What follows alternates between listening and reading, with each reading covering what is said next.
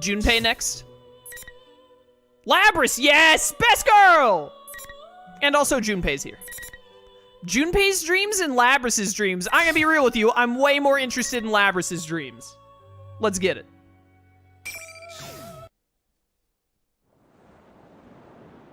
Where am I? Blue skies and azure ocean spread out before my eyes. A gentle breeze brushes my cheek as I stand on a blindingly glistening beach, the sun shining from high above. The sound of the waves is calming. What am I doing here? Wasn't I going through maintenance at Mitsuru-san's place? This must be Labrys having a dream, and I swear if...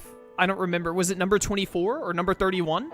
I think Labrys was 31, and then the unit she made friends with was number 24. If number 24 shows up, I might start crying in the club chat. I retrace my memories with a hint of bewilderment. Because I had been severely damaged in the recent battles, I was to undergo full repairs at the laboratory in the Shadow Operatives facility. I was placed into a protective case, and Fukusan explained what was going to happen while Aiga stood nearby. Oh, this must be a dream then.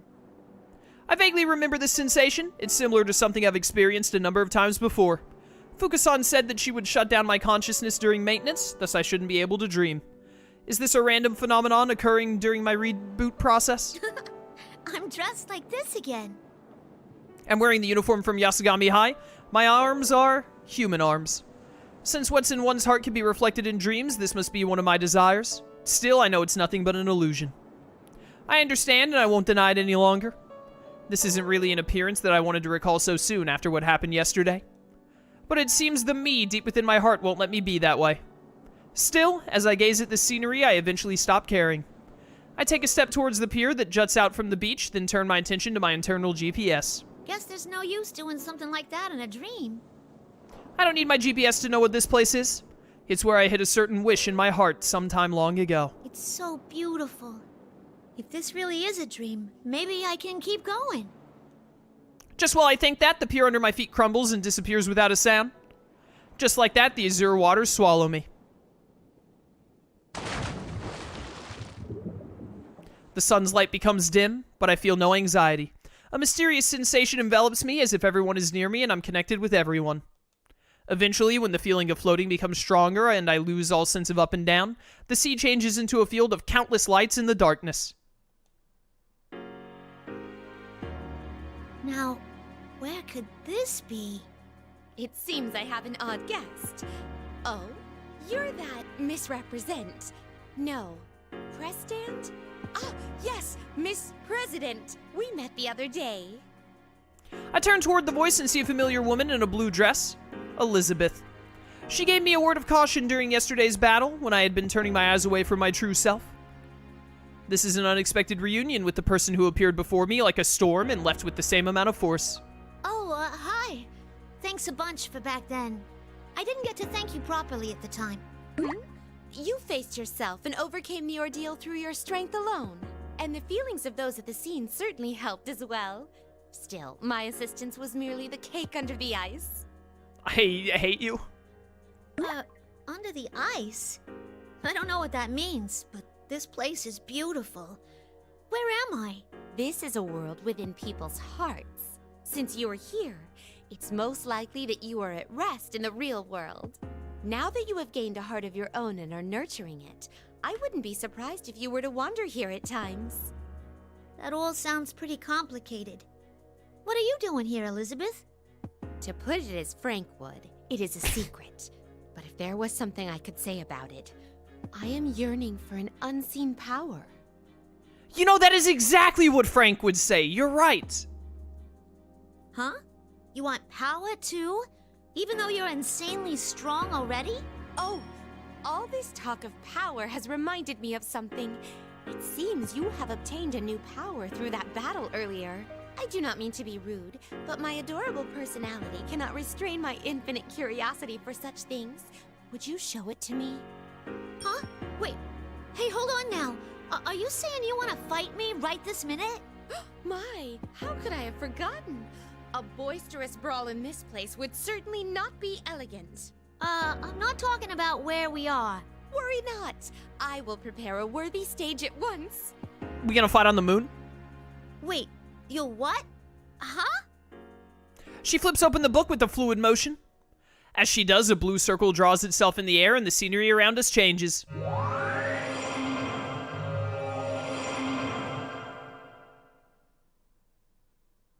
This place. Oh, yes! Shadow Labrys theme, I love it. The tranquil ocean-like area changes into a familiar place. This is the announcement room at the school that I had created. Beyond the glass in this red-stained room hang the corpses of my sisters I had destroyed with my own hands. I feel a lump in my throat as the memories come back to me. I look down and see that my body has returned to its cold, white metallic one. This is my true form. Oh, are you a bit shaken? My apologies, but it seems we're being pressed for time. Before I can sort out my emotions, the aura I feel from Elizabeth begins to intensify. She's coming. Without further ado, here I come. Your fate is in the cards. My son! I'm gonna sue Elizabeth for using my son without my permission. Finally. Sup, it's your girl Labrys. You stand no chance. That was quite remarkable. Very remarkable indeed. Thank you for noticing. I'm gonna grab you now. I see. Remarkable. Oopsie daisy. You're in trouble now. You're in trouble now. Impressive. Behold the might of my axe. Impressive. You can't use my son against me. I'm too skilled. Oh my goodness. Remember when Elizabeth had an HP bar, chat? I don't. I see.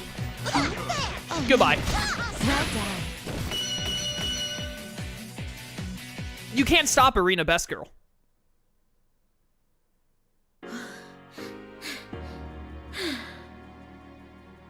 Well done. I have indeed witnessed the power you have acquired. While I was preoccupied with fighting Elizabeth, I remembered something. This is the place where I faced myself and gained something precious and irreplaceable. Yukun, Mitsuru-san, and all the others. Imagining their faces causes a mysterious strength to well up from within me. Have I gotten stronger? Elizabeth smiles. She calmly returns to the conversation we'd been having. Whether you can accomplish your wish and your heartfelt promise is up to you.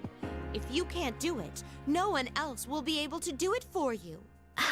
But from a different perspective, that means that anything is possible depending on you. Don't you think it could be perceived that way? If I do it. That is correct. Though, it would be most important to prioritize overcoming the ordeal that is coming your way. Huh? What ordeal? Isn't this just a dream? The ordeal that has made itself known quite close by. I bid you good luck. Wait, hold on! What's this ordeal you're talking about? What do you mean? The announcement room begins to fade to white and disappear into the distance, and I hear a siren-like sound. As if in sync with the siren, Elizabeth begins to grow hazy as well. Is sync normally spelled with an H like that? I thought you spelled sync without the H. Should it not just be S-Y-N-C? Wait,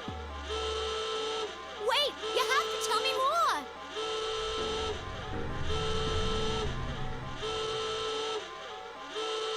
My own voice is lost in the warning sound that crashes over me like waves.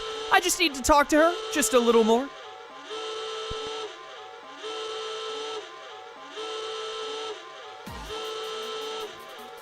The moment after everything goes white, the laboratory appears in my vision. An ear-piercing wailing sound fills the air. This is the real world. Good. You're finally up and running. Seriously, I'm terrible with machines.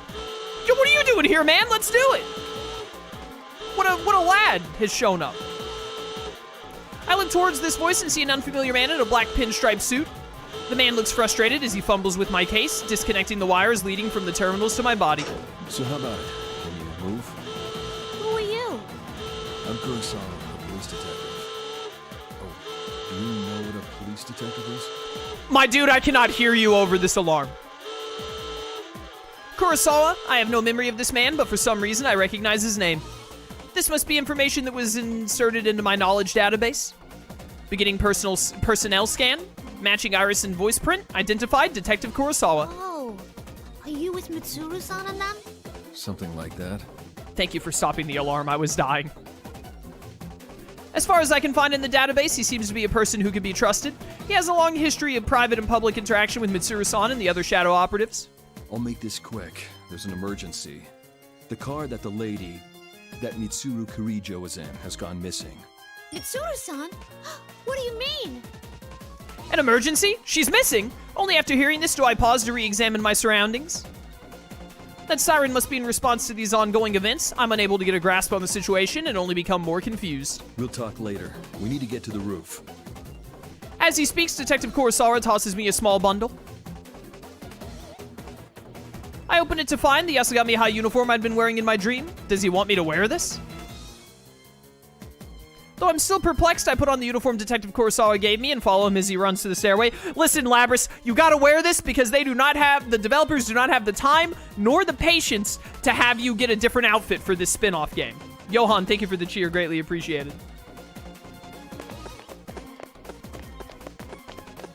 I see that his gun is drawn. As we bound up the stairs, I desperately ask him the questions boiling in my mind. Kurosawa-san, are Mitsuru-san and the others okay?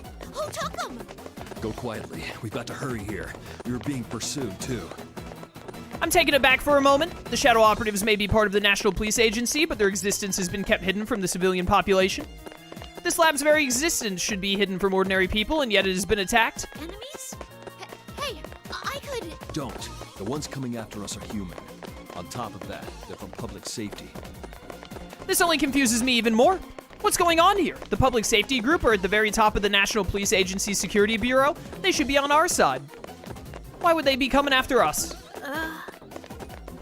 I bite my lip in fear. I thought that I'd finally met people who understood me and that I finally had a place where I belong.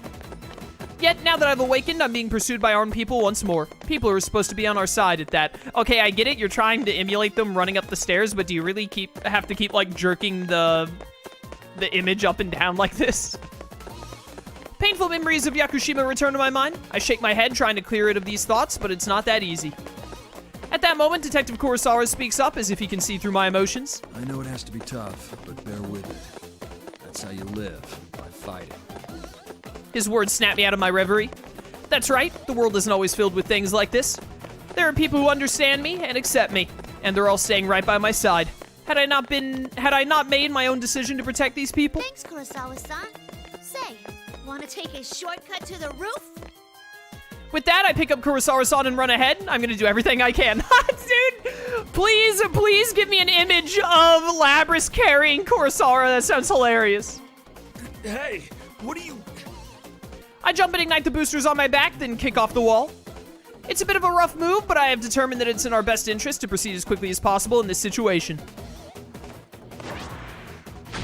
Here we go!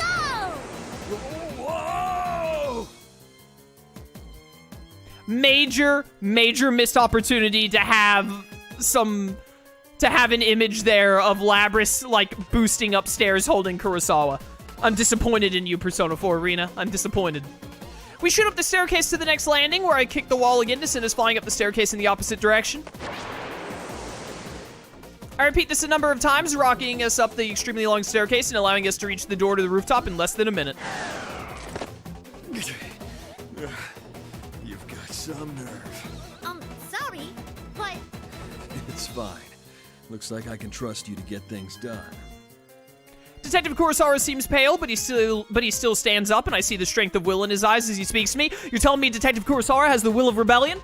Persona 5 spin-off, Kurosawa becomes a phantom thief, let's go. Well, from here on, this is a battle that only you can fight. When he opens the door slightly, the chilly air from outside rushes in through the gap. I'm putting their lives in your hands. Kurosawa-san opens the door fully, and the wind whips at us.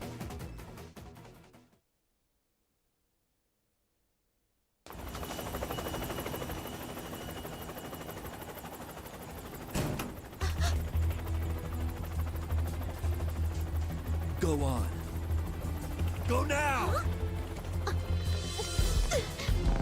Yo, shout out to Kurosawa. What a lad. Gotcha! Okay! Hikuru-san, let's go!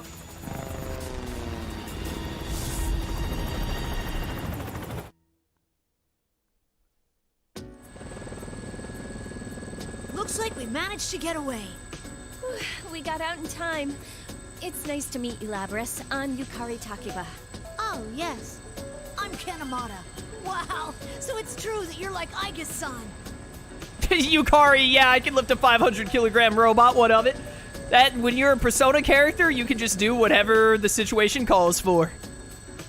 You couldn't see it well, but Koromaru was holding on to Yukari from behind. It's Koromaru who had all the strength. Oh, and this is Koromaru. Huh? A dog? The dog! He's not just a pet. Koromaru might not look like it, but he can fight as well. Beginning personnel scans, everyone on this helicopter seems to be a member of the Shadow Operatives. According to the new data I was given during my repairs, they were all Mitsuru-san's friends since high school. These people are all comrades who have fought alongside Mitsuru-san and each other. Takeba-san? You're dressed in a kinda interesting way. You're cosplaying as a high school student, Labrys. Who are you to talk? Huh? Oh, this?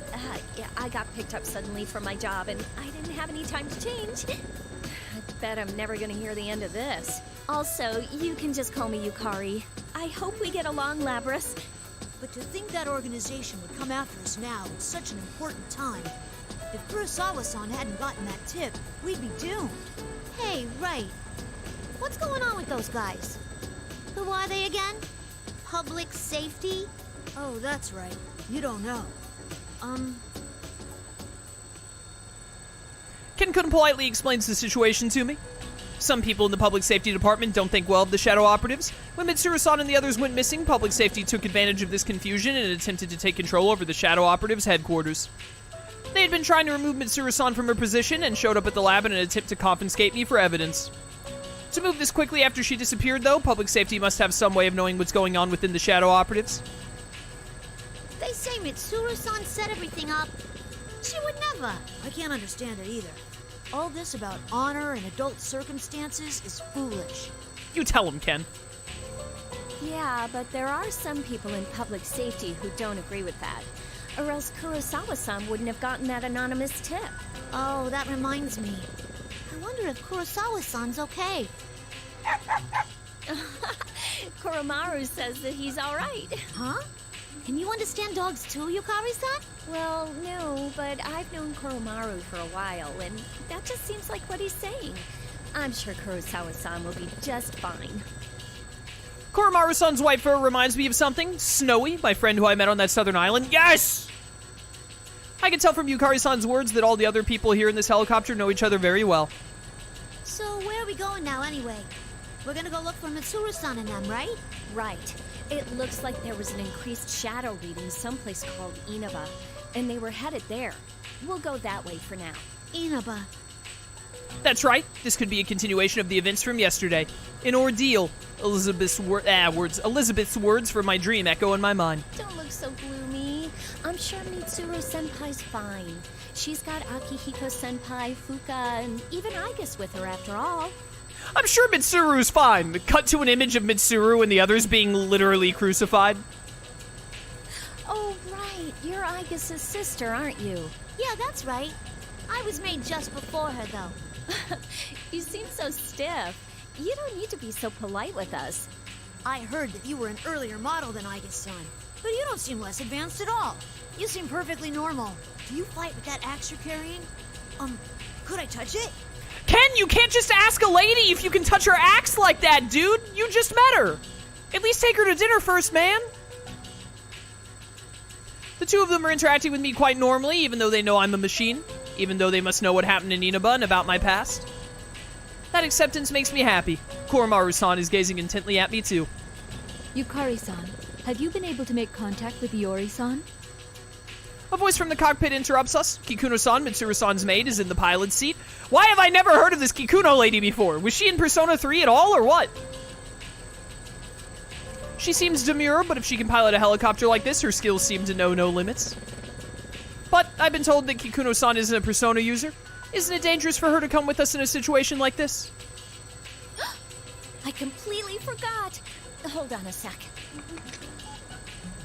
Yukari-san pulls out her cell phone. It seems they were trying to meet with Junpei Iori, another part-time Shadow Operative and also a fellow comrade since high school. While Yukari-san is on the phone, I decide to ask Kikuno-san about the doubts I have. Saikawa-san, you're not a Persona user, are you? Please call me Kikuno. And no, I only have the potential towards the Dark Hour. Oh, I didn't know you had that. Even the maids in the Kirijo family are amazing. So that means you can't fight shadows, right? Then ain't it dangerous for you to come along? If I have the correct information, then the grotesque monsters known as shadows, our enemies, can only be defeated by people who can use personas. In other words, since Kikuno-san is an ordinary human, she could never defeat a shadow, even if she was the most proficient warrior in the world. If she ever encountered a shadow on her own, Kikuno-san would face immediate death. And yet, she smiles warmly as she answers me. There are more ways to deal with shadows than the direct method. We've never met in person, but I was involved in the operation to rescue you last time. We all do whatever we can to the best of our abilities to fulfill the roles we've been given. That is what it means to fight. Wow, she's a true professional.